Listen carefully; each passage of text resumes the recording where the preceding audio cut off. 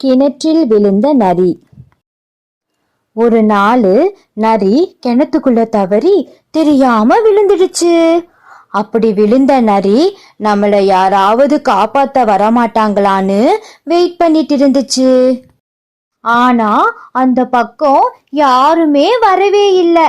நரியால சாப்பிட முடியாம தூங்க முடியாம தண்ணிக்குள்ளேயே மாட்டிட்டு கஷ்டப்பட்டு இருந்துச்சு.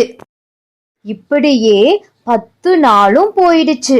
அப்போ அந்த பக்கமா ஒரு ஆடு மே மே அப்படின்னு கத்திட்டே வந்துச்சு. உடனே நரி உஷாராயிடுச்சு. இந்த ஆட்டை வச்சு எப்படியாவது மேல வந்துடணும்ட்டு உடனே ஒரு பிளான் பண்ணிடுச்சு. ஆடு அண்ணா, ஆடு அண்ணா, இங்க வாங்க அப்படின்னு ரொம்ப பாசமா நரி கூப்பிட்டுடுச்சு. கிணத்துக்குள்ள இருந்து வந்த குரலை கேட்ட ஆடு உடனே எட்டி பார்த்துச்சு. என்ன நரியாரே, எப்படி இப்படி கிணத்துக்குள்ள விழுந்தீங்கன்னு கேட்டுச்சு. உடனே நரி, சேச்ச, நானாவது கிணத்துக்குள்ள விழுகிறதாவது அப்படின்னு சொல்லுச்சு. நான் வேணும்னு தான் கிணத்துக்குள்ள இறங்கினேன். இந்த கிணத்து தண்ணி ரொம்ப சுவையா இருக்கும்.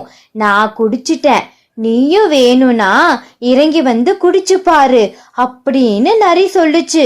உடனே ஆடு கொஞ்சம் கூட யோசிக்கவே இல்லை, கிணத்துக்குள்ள குதிச்சிருச்சு. ஆடு யோசிக்காம கிணத்துக்குள்ள குதிச்சிருச்சு. ஆடு கிணத்து தண்ணிய குடிச்சிட்டு, இந்த தண்ணி அப்படி ஒன்னும் டேஸ்டா இல்லையே, நீ சொன்னதை நம்பிதானே வந்தேன் அப்படின்னு ஆடு சொல்லுச்சு. அப்புறம் ஆடு இப்ப எப்படி நம்ம வெளியே போறது அப்படின்னு நரி கிட்ட கேட்டுச்சு. உடனே நரி, ஃபர்ஸ்ட் உன் மேல ஏறி நான் வெளியே போறேன். நான் மேல போனதும் என் கைய நீட்டுறேன், நீ என் கைய புடிச்சு மேல வந்துடுன்னு சொல்லுச்சு. நரி சொன்னதுக்கு ஆடு ஓகே சொல்லிடுச்சு. அப்புறம் ஆடு மேல நரி மேல ஏறி வெளியே போயிடுச்சு. உடனே ஆடு, உன் கைய கொடு, என்ன சீக்கிரமா காப்பாத்துன்னு சொல்லுச்சு. அதுக்கு நரி, என்ன, உன்னை நான் எப்படி காப்பாத்த முடியும்? என்னால முடியாதுப்பா. எதை செஞ்சாலும் விவேகமா புத்திசாலித்தனமா யோசிச்சு செய்யணும். இப்பவாது புரிஞ்சுக்கோங்க ஆடு அண்ணா அப்படின்னு நக்கலா பதில் சொல்லுச்சு நரி. ஆடு கிட்ட டாடா பாய் பாய், நான் கிளம்புறேன் அப்படின்னு சொல்லி நரி கிளம்பி போயிடுச்சு.